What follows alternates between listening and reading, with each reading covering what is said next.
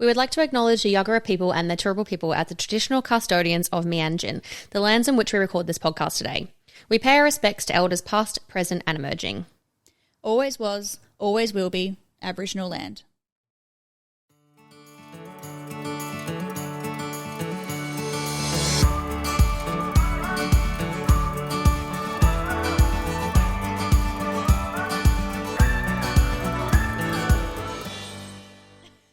Hey everyone, welcome to For the Health Fit podcast, a Healthcare Australia podcast. Made for healthcare professionals by nurses on the inside. My name is Jessica. And I'm Xana. And this is an episode we've been looking forward to for such a long time. Everyone who is a nurse, a healthcare professional will know this name. Oh yeah. Georgie Carroll has blessed us with her presence on this podcast.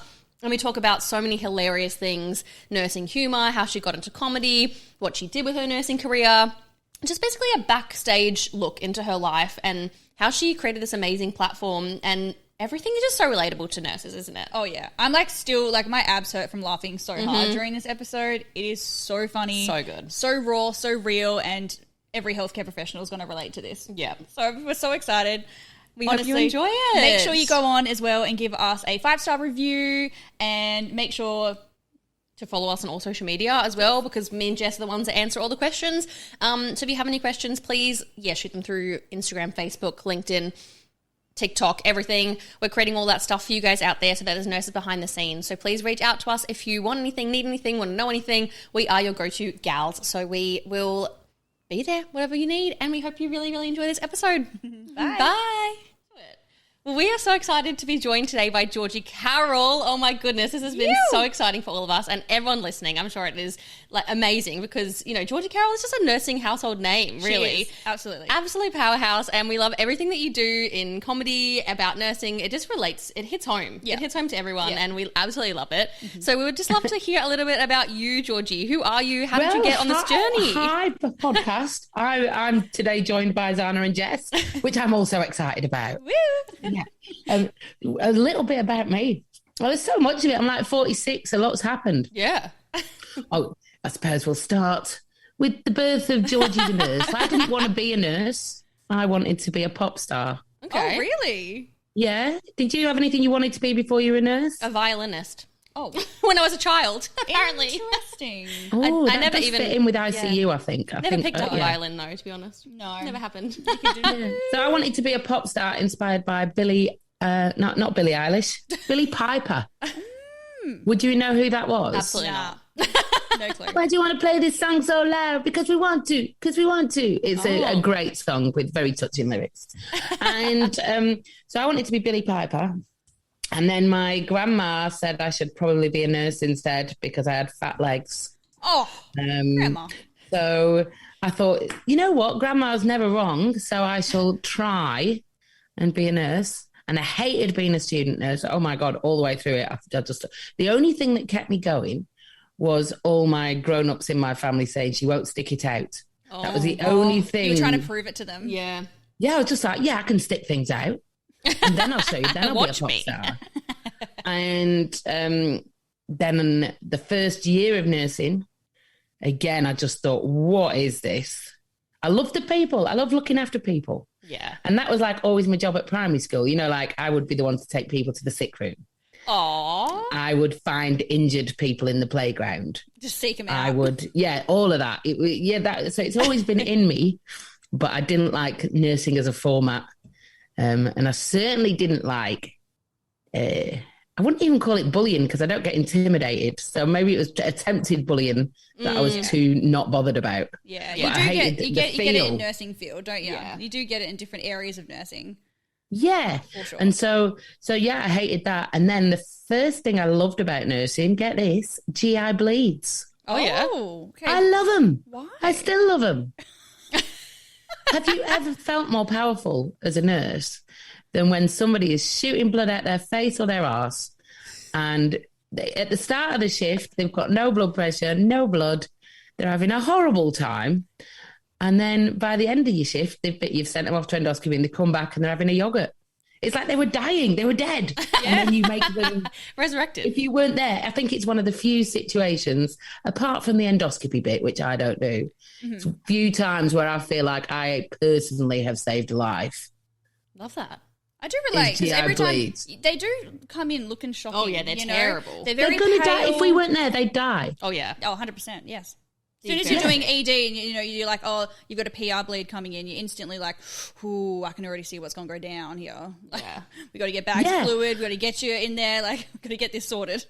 And it's not all GI bleeds. All GI bleeds are not created equal. Mm-hmm. So esophageal varices, they can just bugger right off because you're never going to wait. Well, I don't know. If anyone's sat at home with their esophageal varices right now, I'm sure it'll be fine. However, it's just generally... I always hate that I'm not going to win that one. So that was kind of the vomiting and pooing blood is what made me fall in love with nursing. Yeah. Wow, beautiful story. The vomit blood, the vomiting of feces, that's a different one too, hey? You've seen that that? is a difficult one. That's a difficult one. When they've got a bowel obstruction, they come with abdo pain and they vomit and you're like, that is poo. It's like something from Saw, isn't it? I feel like it's something that hasn't been put in Saw yet. You know, maybe Saw 11 or whatever we're up to will have somebody vomiting poo. Yeah. And it's more than any other nursing story, it's the one that will make your friends twitch, isn't it? That you know. Oh, yeah. Make sure you're regular or else you will vomit your poo. Yeah, definitely. That would make you regular, wouldn't it? It sure would. Get this though, amazing. I can't say who it is, but somebody I know, they're a 20-year-old. They only poo once a month. Oh, that's some bad bowels. Yeah, that's not good. That's always been the case though, since he was a kid. Like, it seems bizarre to me that it must be giant, that one And poo. according to his mum, it is the worst poo in the world. It would be. She's not done it, but she wants to take pictures of it and send it to us. It'd be rotten. Oh, God. Rotting in there. That's so nasty. Yes. See, and this is what nurses talk about. Like, Yeah. exactly what the people listening on this podcast, this is not what other people talk about. Yeah. This is just what nurses talk about. And we get so into it. We're like a different Yeah. species. My husband's an accountant and he hardly ever talks about vomiting poo. Oh, I don't think love I've it. been with him since 96 and he's not brought it up once. Do you even know his bowel habits? Steve? Yeah, we've got an ensuite. I know more about them than is necessary. Although, this is what shocks me. So now we're getting into our 40s and 50s. We're on tablets. I'm not really on any tablets yet, but he's got a few blood.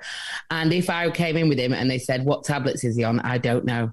Wow. You're a And nurse. that used to shock me that people didn't know what tablets they were on. But he doesn't know and I don't know. You just go and pick them up. I guess he was too busy. You're too busy to know. Well, it's just like you don't need to know. If you're not a medical person, the fact that the doctors said take one of these every morning, you just go, I have the little white one in the morning and then the blue one on a weekend. Well, you say that. It's just... You say that, but then my grandma was told, she was very, very iron deficient and her doctor told her to take iron tablets. She just took iron tablets for like 20 years because they just kind of never, reviewed it. Turns out then she was way over iron deficient and they were worried that like she started bleeding from orifices because she had too much blood and too much iron. So she ended up having to donate blood for like 5 years to get rid of the amount of iron. Oh, did she have that same disease as Dave Hughes? Maybe.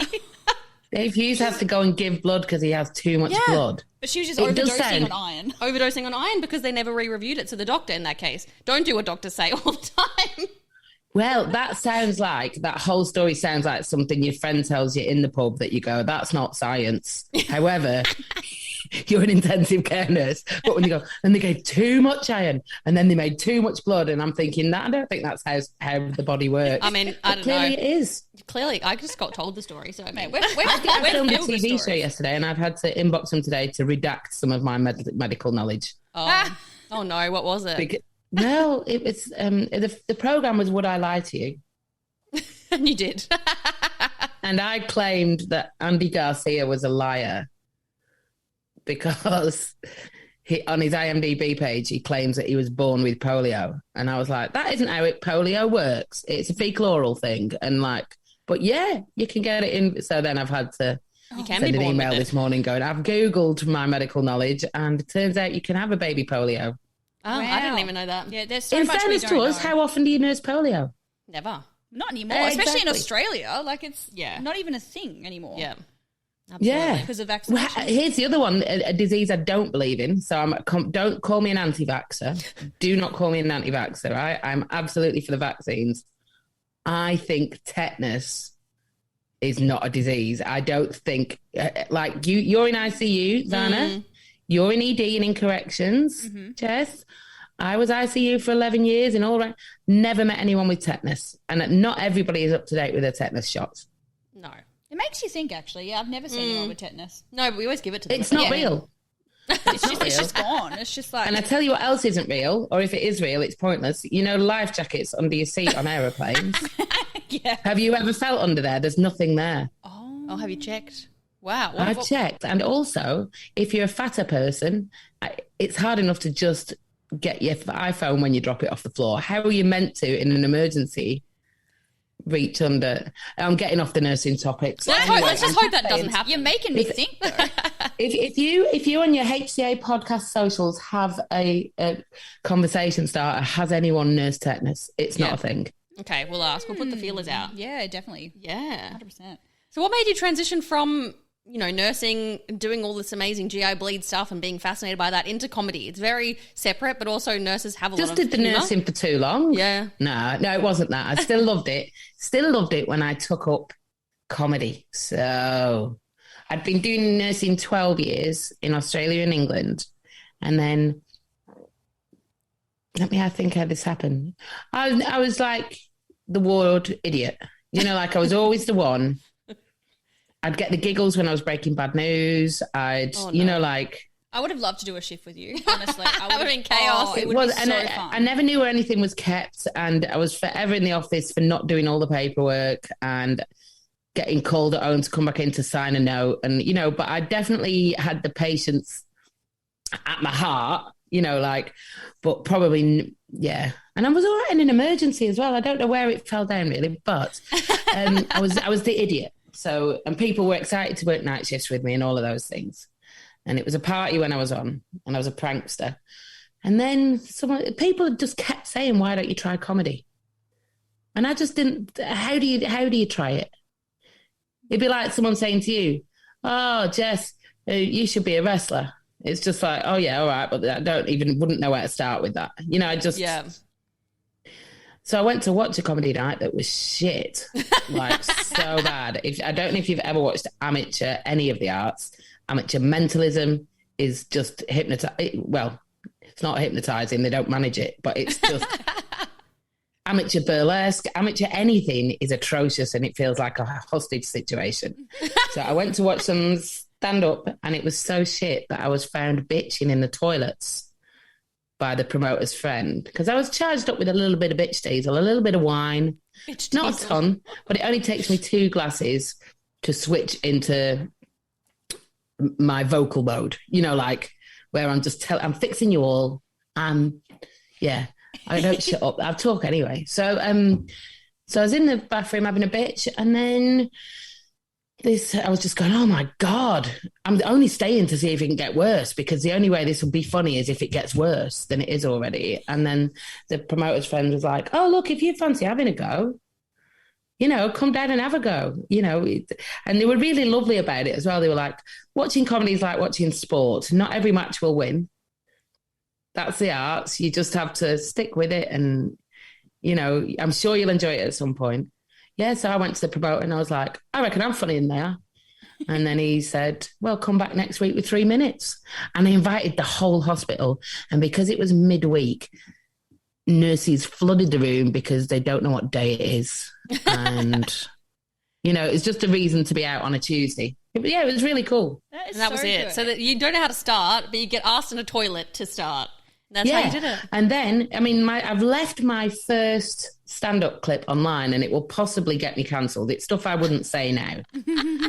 So I think at one point in the set, so be very clear, this is not what I would say now. I've very much learnt from feedback, and in particular from doing a podcast from somebody who suffers with mental health issues, who is also a nurse. I've learnt a lot since I started, but I used to very much rag on drug-dependent people. And, so that is my first set, which I really enjoyed doing at the time. But I've learnt since that, having had no experience with mental health myself, I should probably shut up about it. Um, But it still started you on this incredible journey, and now look where you are. Like, you're not going to be perfect when you first begin. Exactly. oh my God, it's been so cool. And I can't tell you how nice it is. Like, the other comics are jealous of the nurse following because literally there's gazillions of yous. Oh, yeah. They've all got money. They all laugh really hard. They hunt in packs. And they just go to everything. So even if you've got a nurse on your ward that sells the shittest candles, everyone buys them. For support. I mean, true. Yeah. Nurses Yeah, support and it each just other. is We all that kind of support each other. We're quite like, a pack. We do. We are a pack. It's a pack. It's a pack activity. And I miss that now that I'm in comedy because this is a lone wolf sport. So, yeah. I like not depending on other people. So I would hate to be in a team. I think if I was athletic, I wouldn't be in a team sport. I'd be a rock climber or a surfer, something where it's just you against yourself. Yeah.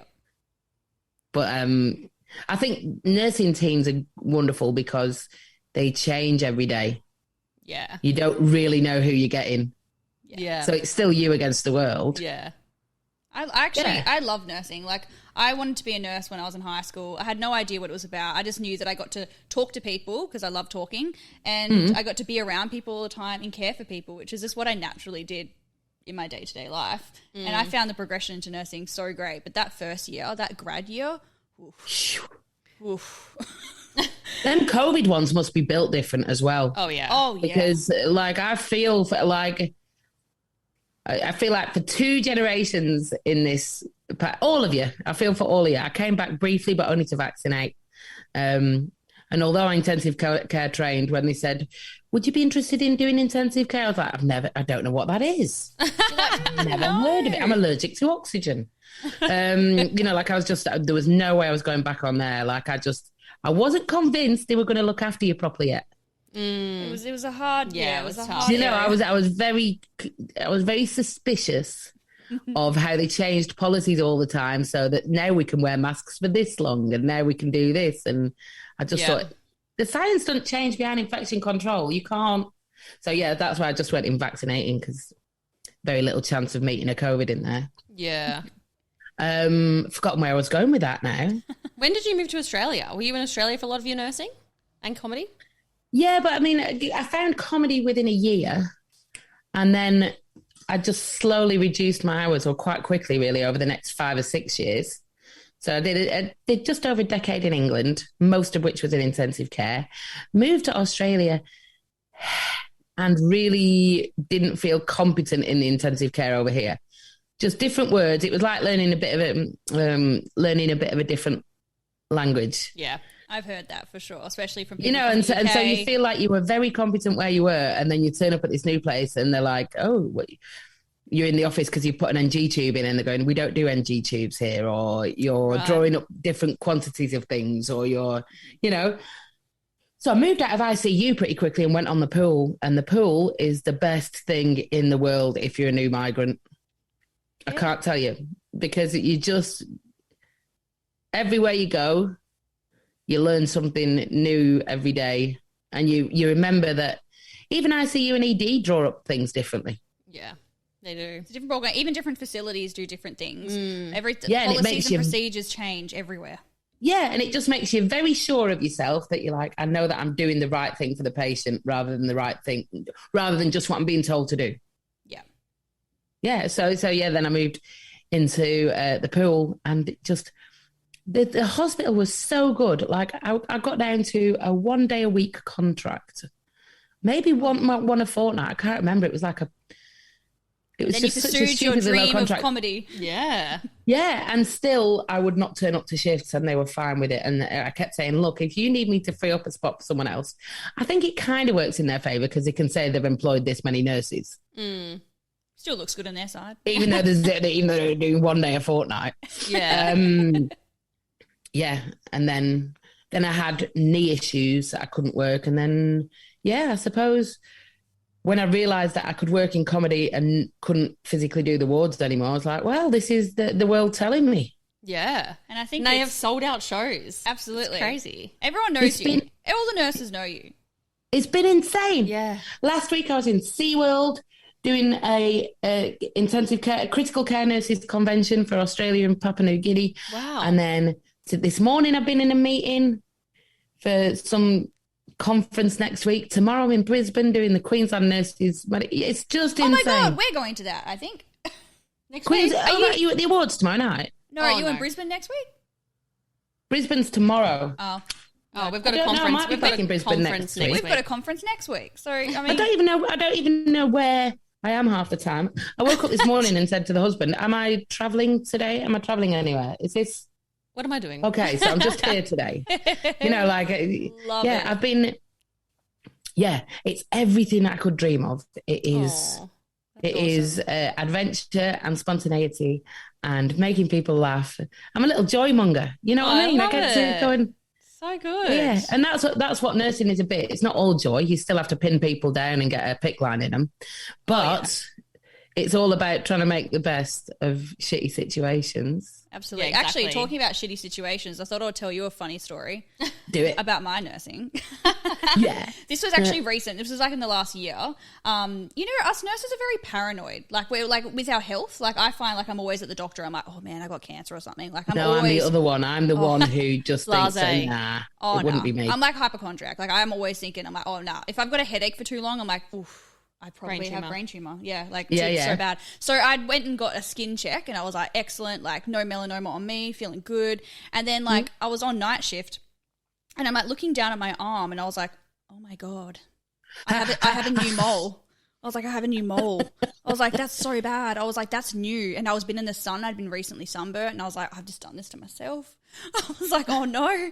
And then Miss yourself. a little bit later, I was telling everyone about it. They were looking at it. They're like, yeah, you get that checked out. It looks weird as. And then a little bit later, I was like, hey guys, my mole's gone. And then I rubbed a little bit more and it was a little piece of poo from a pad change they had done earlier that night. And it was a very messy pad change. And I was like, wow, yep, that was poo.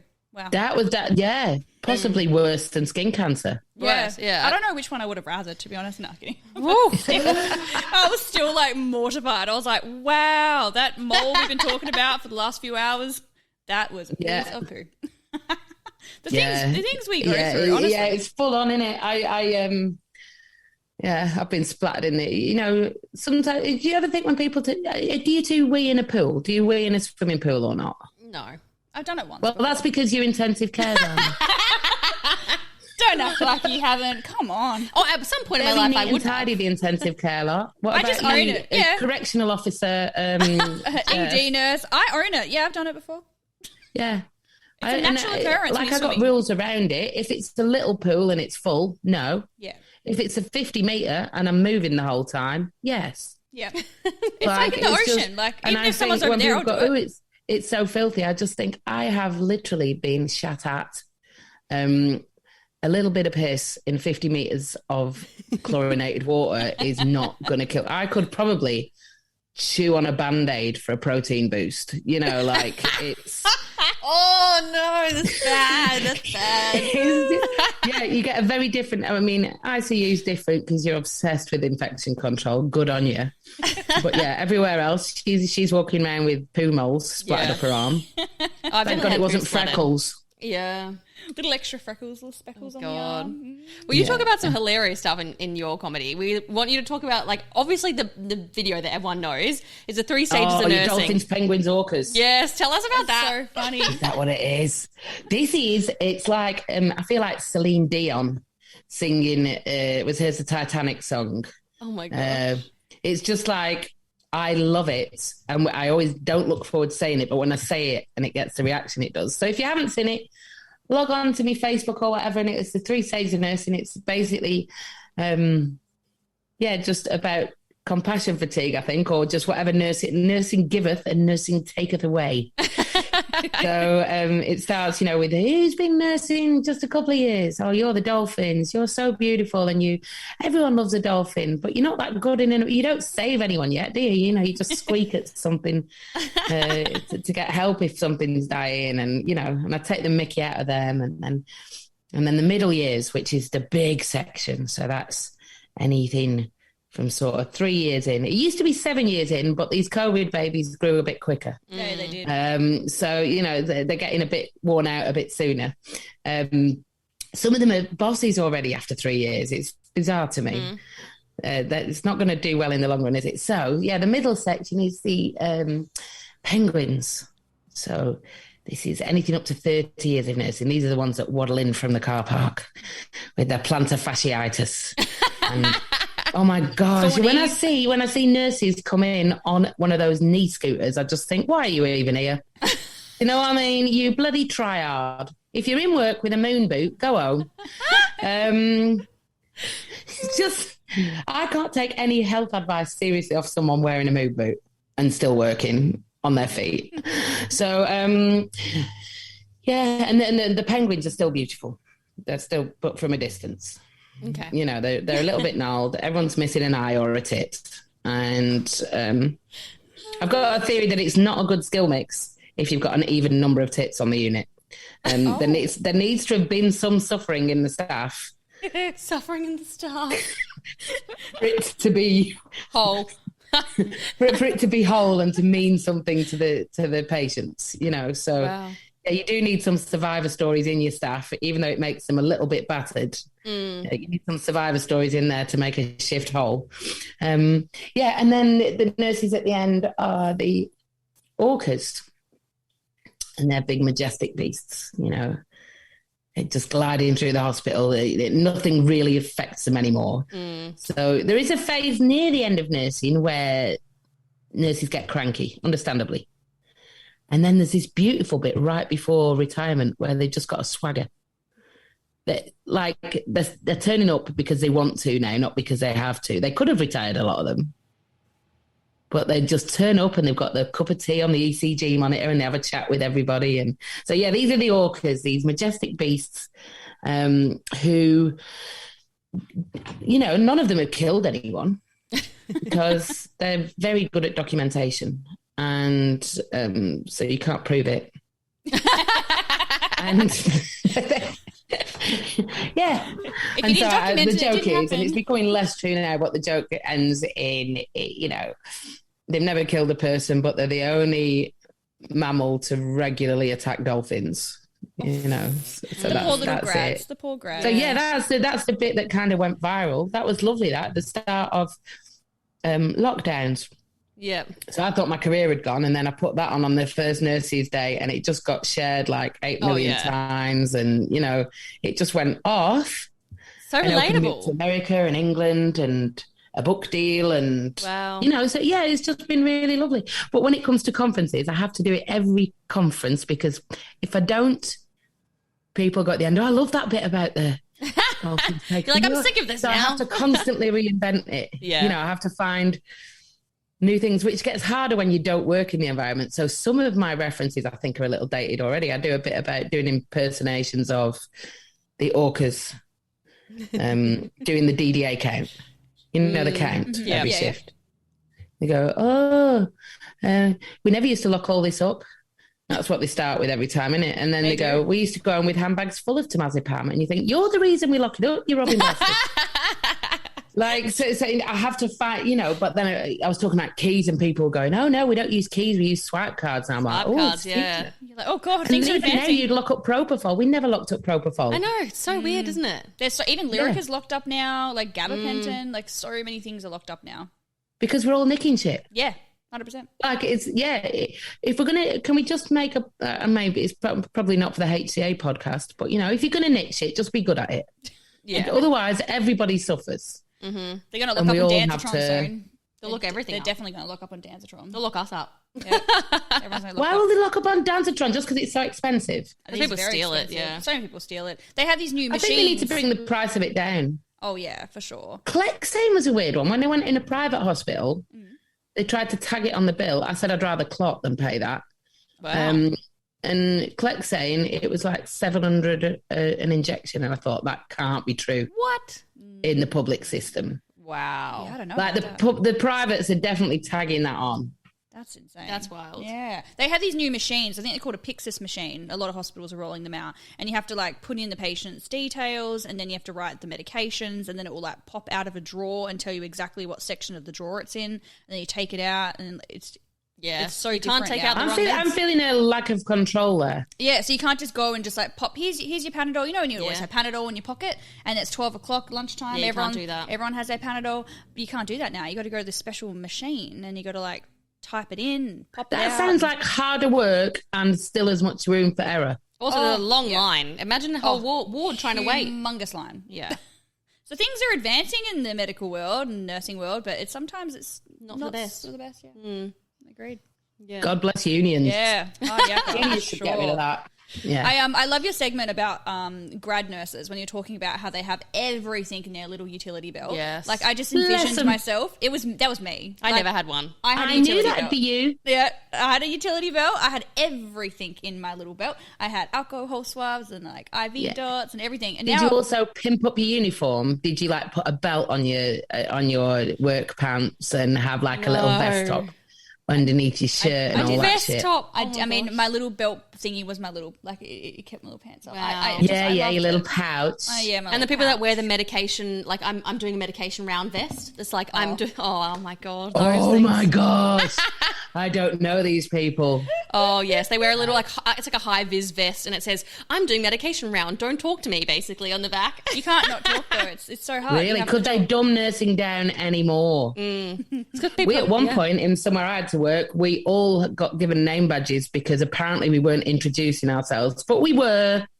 You never walk up to someone knowing that you're going to do something invasive and don't tell them who you are. Like, someone once must have complained that they didn't know who the nurses were. And People then we don't all do got that. a lecture about wearing badges. Yeah, people don't do that as much these days. They don't introduce themselves. They just rock up. Wardsmen rock up and they just throw people around the bed and don't actually tell them what they're doing. It's Oh, you're on the other team. And I thought, no, everybody does, but I think they did. maybe you just maybe back then they did. Actually, speaking of names, I do love your section when you said about you were in ED and someone mentioned that the patient in the corner that was your patient was Suki Lala. Oh yes. Yes. Oh, you're Which never you too thought long in the game to was make the errors. name. You thought the name of the patient was Suki Lala. That's so Yeah, good. no, I didn't just say it. I wrote it on the bloody headboard and the ward board and on the handover sheet. And Did the person that was know? fucking well. And I just, yeah. What And did the I said person to the think of patient, that? hello, Suki, I'm Georgie. You know, Suki. just... Oh my god. Did they say anything? No, it was, well, it was a Suki Lala. It was, see, I'm doing it again where I laugh at people with addiction, so this is really mean of me. But it was somebody who was into sober up. So, yeah, they weren't quite with it. So, yeah. They didn't really know what was going on. So is Well, it I Suki with didn't. a I was Y? more confused than him because I was like trying to find the right notes because I'm like, they send the wrong notes round. And, Wow. you know, yeah. We've all done So it. Like, that's classic. We've all gone through situations like that with our nursing where you're just like, oh my God. Absolutely classic. Like, how did that just happen? I've had a lot. Yeah, Some of everyone's them, asked some someone of to them you wiggle can't their say, toes though. when they've got no legs. Yes. Yeah. 100%. Oh, what was that? Was that your story that was like, oh yeah, you'll be out of here running in no time? And She was in a wheelchair. Yeah, she was in a wheelchair. Yeah. Yeah. But she was already on the bed. She was already on the bed when I was taking care of her, and then I took over. And I was like, don't worry, you'll be feeling great. You'll be running a marathon in no time. And she's like, and she was like, no, I won't, honey. I'm in a wheelchair. And I was like, well, damn. I'm so sorry. Yeah. I didn't mean to say that. Yeah. Oh, you just got to make a joke of it. You got to make humor out of Yeah, it. people take it well when it's a joke, innit? Yeah. This has been Yeah. so, So much great. fun. What have So you much got fun. coming up? Where are you next? What's the plan? Well, when does this go to air? When's It'll probably be in weeks. 2 weeks' time. in 2 weeks' time? Okay. I think I'm just having the time of my life. I've got a solo tour at the moment that's sold out everywhere. Crazy. And second shows have gone on. And the only second show that's still got tickets, I think, is Hotter on the Gold Coast. So Hotter on about the November, the something. So yeah, go to georgiecarroll.com to find it all out. But I've got that. I've got a book. So that's off the charts. It's going really well. So that's kind of, I hope it becomes the book that everybody gets when they start nursing, or you give it to someone when they retire. It's a real good reminisce Yeah. So good. for retired hospital nurses, and it's a real good prep for the ones going into it. Love it. And if you hate nursing, it might make you like it again. Or if you like nursing, it might make you hate it. I don't know. But it's like, it was great writing it because it's an honest voice. Like, I don't work in nursing anymore. I'm still registered. They could still strike me off, but I don't care because no patient will suffer from anything I do. You know, nurses will just laugh. So, yeah, there's that. And then I've got my podcast, The Swab. So, that's just launched season 3. Nice. And I very much enjoy that. What else have I got? Just everything. You're smashing goals, Actually, Georgie. I think you can have no, I don't think you can have an exclusive. I don't know. I don't know if I'm allowed to say something yet. But anyway, and I'm also trying to write a TV show Awesome. based on a hospital that I worked in Australia. If you know which one I worked in, it wouldn't be very hard to work it out because there's only one. So all of that. So love it. Thank you so much. It's been so great. Everybody, Thanks so much. We are so stoked that we had you on today. Go into georgiecarroll.com and have a look. Bye. Bye.